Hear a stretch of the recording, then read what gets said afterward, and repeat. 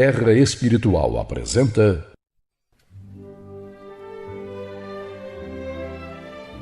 O Evangelho de Jesus. Episódio 40. Pérolas aos porcos. Baseado no Evangelho de Mateus, capítulo 7, versículo 6. Não deis aos cães as coisas santas, nem ofereçam aos porcos as vossas pérolas, para que não aconteça que as pisem com os pés e, voltando-se contra vós, vos despedacem. Comentários. O povo não israelita, ou também chamados de pagãos, aos tempos do amado Mestre Jesus, era pejorativamente comparado a cães e porcos, enquanto os israelitas se autoproclamavam eleitos pelo Senhor dos Exércitos. O doce Galileu, todavia, nivela todos aqueles que não compreendem o verdadeiro significado das palavras sacrifício e misericórdia, palavras de ordem de seu ministério de renúncia e serviço, como cães e porcos. Não é o local ou a raça que torna alguém superior a outro ou mais bem amado aos olhos do Criador. O amado Mestre Jesus demonstra esta verdade quando elogia a fé do centurião romano, adorador de um panteão de deuses pagãos, conforme se vê em Mateus capítulo 8, versículo 10 e Lucas capítulo 7, versículo 9. Ou quando contraria o sacerdote israelita, comparando-o com o justo apóstata samaritano em Lucas capítulo 10, versículo 33. Os discípulos do Mestre Jesus aprendem o significado das palavras misericórdia, compaixão e amor quando o Mestre Nazareno se encontra com uma cananeia nas terras de Tiro e Sidom. Jesus mostra que não veio iluminar um povo, uma raça, e sim todo aquele que realmente está interessado na autolibertação e no encontro com o reino dos céus em sua própria vida. Confira em Mateus capítulo 15, versículos 21 a 28.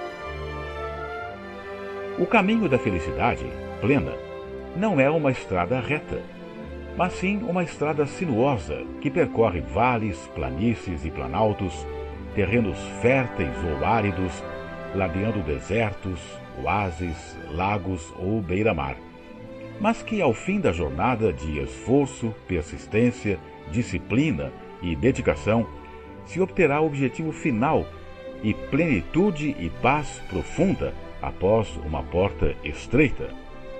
Todavia, não é um caminho coletivo, mas solitariamente individual.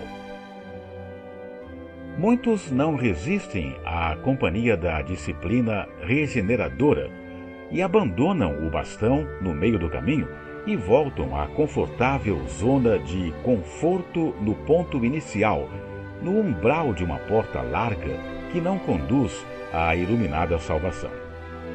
Como cães e porcos, contentam-se com as migalhas e restos, acomodando-se à mediocridade de uma vida quase instintiva, guiada e orientada pelas sensações que tragam o mínimo de segurança, conforto, prazer e pertencimento a um grupo semelhante. É dessa forma, se entregando aos perniciosos convites da indisciplina mundana, ganha destaque no mundo, mas que se perde a alma nos labirintos dos sofrimentos desnecessários.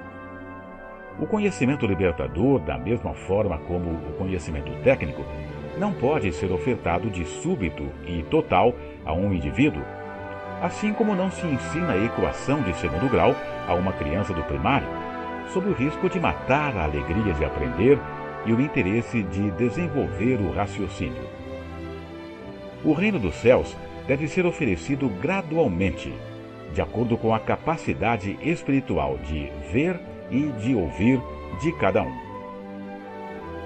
Assim como um homem enfornado meses numa caverna escura não pode sair desta em pleno meio-dia sob o risco de ficar cego. Preferencialmente, deveria sair de noite, sob o céu estrelado e banhado pelo clarão do luar. Depois, com o passar das horas, sua retina vai sendo preparada para a alvorada, que lhe ofertará miríades de cores e formas da natureza.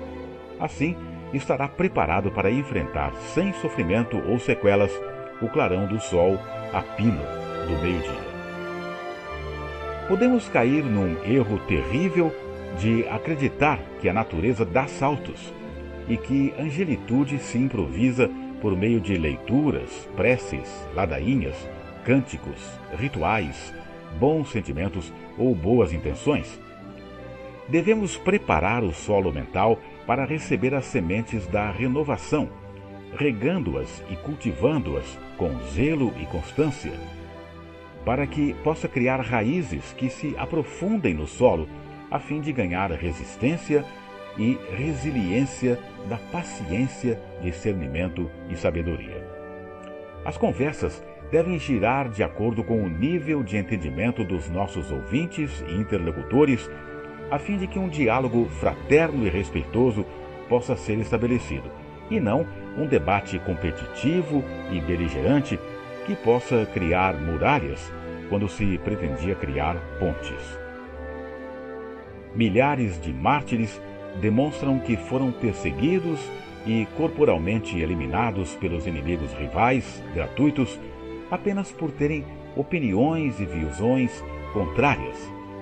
Hoje, com a evolução das leis humanas, que não nos obrigam ao amor, mas que exigem respeito de convivência, já não é favorável e tolerável a perseguição religiosa ou assassinato de fé. Do mesmo modo, não é aceitável a imposição de uma crença ou um legado de dogmas sobre indivíduos. Porém, o despertar da consciência tem que acontecer voluntária e espontaneamente quando a razão abraça a fé e, em consequência, modifica de dentro para fora o indivíduo, realizando uma conversão, uma transformação, uma metanoia, onde um homem velho cede lugar a um homem renovado e iluminado. Por isso, não basta oferecer um bom alimento. Se o homem não estiver verdadeiramente com fome, não poderá degustar adequadamente o sabor revigorante. Lembremos que o Cristo Jesus nos ensina que seus discípulos seriam reconhecidos por muitos se amarem, por renunciarem ao si mesmo e carregarem suas cruzes de deveres e obrigações. E nem todos estão dispostos a esta tarefa.